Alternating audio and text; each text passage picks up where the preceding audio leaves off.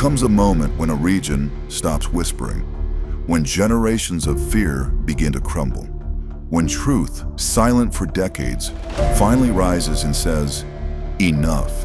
And that moment is happening now. A profound transformation began with a single act of courage. A leader chose clarity over comfort, truth over convenience, action over hesitation. Thank you, President Trump, for shattering the wall of silence that surrounded the Middle East's deepest wounds, for exposing the hidden machinery that engineered so much of the region's suffering, for confronting what others feared to even name. This gratitude is not ideological, is moral. It comes from the lived reality of millions who have endured ideological tyranny and dared to hope for something better. When the United States finally named this truth, illusions collapsed. The fantasy that these groups could be civilized, moderated, or contained evaporated. Their own violence made the truth undeniable.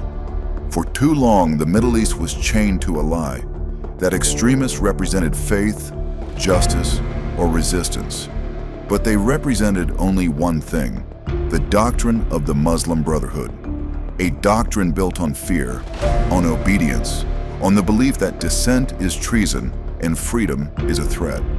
The Brotherhood does not debate, it denounces. It does not persuade, it intimidates. It does not coexist, it consumes. So when the United States designated the Muslim Brotherhood a terrorist organization, it was not just policy, it was a moral earthquake, a clarifying moment that pierced decades of confusion. This act did not create division, it revealed the source of it. It did not inflame tensions, it exposed the fire already burning beneath the surface. And across the Arab and Muslim world, for the first time in a lifetime, millions felt something long forbidden: permission to speak the truth. Even before this moment, light had begun to pierce the darkness. The Abraham Accords opened a door once thought sealed shut, a door to cooperation, prosperity, and shared humanity. A future built not on illusion, but on honesty. But peace cannot survive in the shadow of those who glorify death. Hamas does not represent Palestinians. Hezbollah does not represent Lebanese. They exploit suffering. They weaponize despair. They imprison their own people in a cycle of misery designed to preserve their power. Now, a remarkable shift is unfolding. Voices once silenced are rising. People who whispered privately are finally speaking publicly.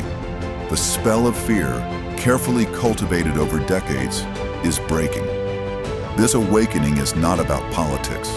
It is about courage, about dignity, about liberating millions from ideological coercion and restoring hope to a region that has bled for far too long.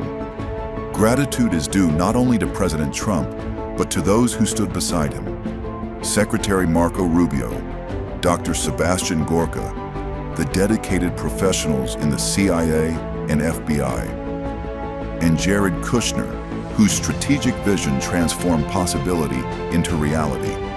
A new Middle East is possible, one defined not by fear, but by dignity, not by extremism, but by opportunity, not by vengeance, but by reconciliation. And for the first time in a generation, the path toward that future is unmistakably clear. Truth has finally defeated fear.